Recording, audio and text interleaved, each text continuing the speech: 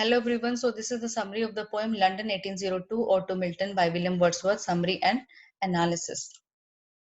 So these are some of the important points about this poem. That this sonnet was written in 1802 and got published in Poems in two volumes in 1807.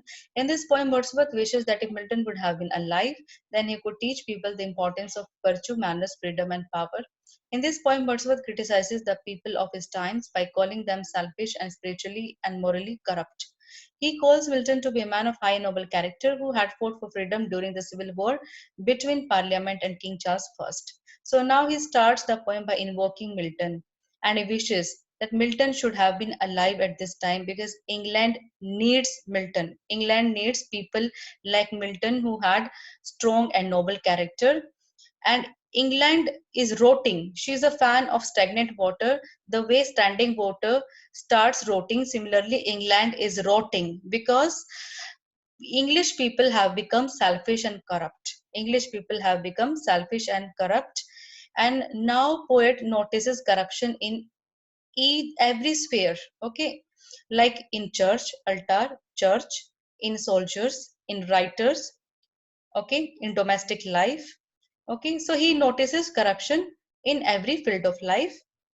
And then he says that English people have a lot of wealth and they are living a luxurious life, but they have given up the natural gift which they had.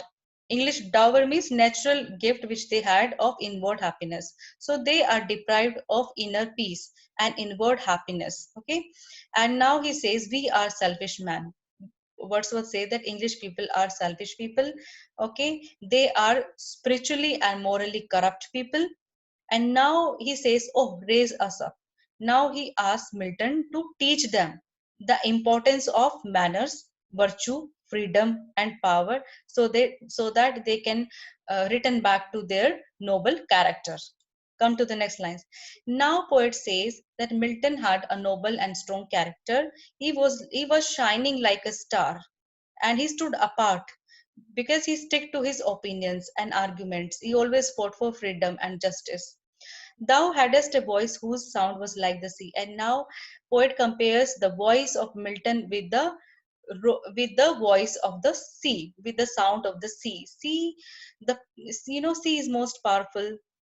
Okay, that's why that's why poet compares Milton's voice with the sound of the sea. And then he says, uh, you know, Milton is shining like a star in the cloudless sky. Naked heavens means in the cloudless sky, and his soul was pure, majestic, and free. So he was pure, he was majestic, and he was free. So didst thou travel on life's common way in cheerful godliness? So he spent his life in happiness, in cheerful mood, and in service to God, in devotion to God. And yet thy heart the lowliest duties on herself did lay.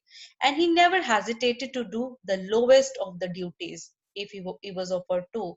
So he never hesitated to do the lowest of the duties. So he was a man of strong and noble character, and he never hesitated to do the small works as well. So this is the poem. So this poem seems to be the tribute to Milton.